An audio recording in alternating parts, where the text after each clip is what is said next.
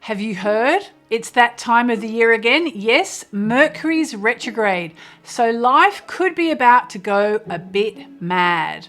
Whenever a planet goes retrograde, the themes of life, the qualities associated with that planet, often seem to slow down. And when Mercury goes retrograde, issues to do with Mercury start to go a little weird. So we need to pay attention, especially close attention, to Mercury issues under the retrograde. That means to the way we communicate, to transport issues, and also to new technology in particular. Mercury also rules buying and selling, contracts and agreements, and important documents. All these things can go a little awry under Mercury retrograde. You may also find, for example, your flight somewhere is delayed or your luggage goes missing. You could turn up to the wrong restaurant when meeting a friend.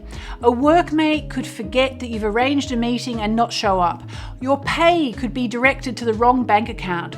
Or you could have an argument with your best friend because they think you've been gossiping about them when you haven't at all. Or another example, you could get stuck in a really bad traffic jam or your car could break down.